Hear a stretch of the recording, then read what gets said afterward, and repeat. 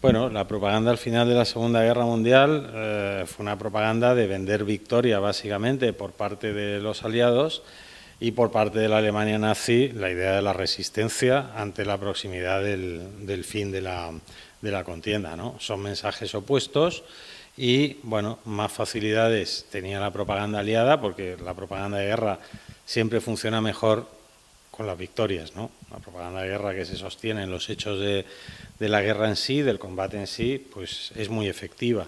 Y en ese sentido, a partir ya del año 44, pues las victorias de los aliados son continuas y sucesivas.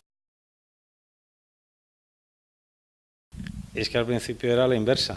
Al principio quienes tenían unos mensajes que eran claramente favorables en función de lo que ocurría sobre el teatro de operaciones eran los alemanes, ¿no? El famoso Blitzkrieg, la guerra relámpago y avanzar cientos de kilómetros en cuestión de horas o en pocos días, pues evidentemente era muy útil para la propaganda alemana porque estaba dando la idea de que eran invencibles y, bueno, pues vimos con la rapidez que cayeron, pues no solamente Polonia, sino que los Países Bajos, Francia incluso, y la desmoralización que eso provocó sobre todo en los británicos, ¿no? Entonces, desde ese punto de vista ocurre lo mismo que al final, pero a la inversa. La propaganda más efectiva es la de los alemanes, que es la que se sostiene sobre ese avance imparable, y la propaganda de resistencia es la de los británicos. Bueno, yo creo que todos los bandos emplearon la propaganda. No se puede entender la guerra sin propaganda. No es que la propaganda sea una cosa, digamos, que tú puedes decidir usarla o no. En tiempo de guerra, también en tiempo de paz, pero en particular en tiempo de guerra, la propaganda es un arma muy efectiva y no puedes renunciar a ella. Quiero con esto decir que todas las partes, el eje y los aliados, hicieron un uso intensivo de la propaganda. Los dos. En tiempo de guerra tú tienes que hacer propaganda a 4 públicos distintos, ¿no? Combatientes propios, para que quieran combatir, para que tengan la moral alta, en fin, para que no se depriman. Retaguardia propia, es muy importante. La retaguardia tiene que sentir que tiene un sentido el que sus hijos, sus maridos, en fin, la gente que va a combatir esté combatiendo. Hay que dirigirse también en tiempo de guerra al combatiente enemigo para desmoralizarle y hay que dirigirse también a la retaguardia enemiga para desmoralizarle igualmente. Entonces, en tiempo de guerra tú te diriges a varios públicos de manera alternativa, ¿no?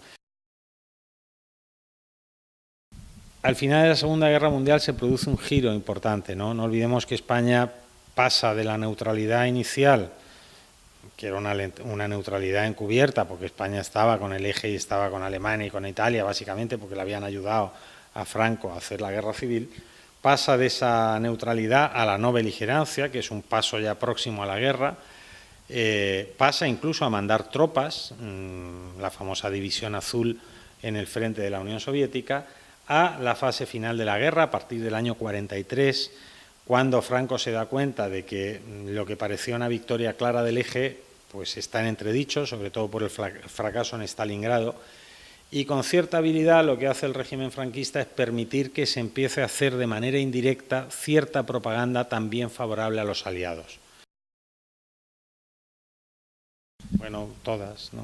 Es decir, en España se actuaba todo lo que era material periodístico, pues estaba, digamos, controlado por la censura previa que no va a desaparecer hasta el año 66 con la ley Fraga, que supone pasar de una censura previa a una censura previa voluntaria, y si no te sometías a la censura previa voluntaria, pues te exponías a que te cerraran el medio, con lo cual todo el mundo se terminaba sometiendo a la censura.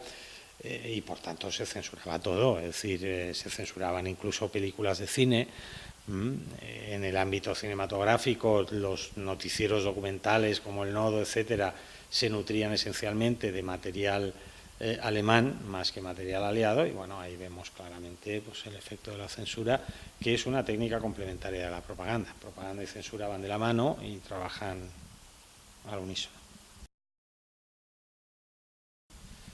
Se habla con bastante normalidad, ¿no? Se habla con bastante normalidad, pero sin duda tiene que haber muchísima información que desconocemos, hay cosas que se han ido sabiendo a medida que los archivos se van liberando y se permite el acceso público, pero un conflicto de esas dimensiones y de una duración tan larga tiene que tener muchísimos episodios, en fin, que posiblemente no se conozcan nunca.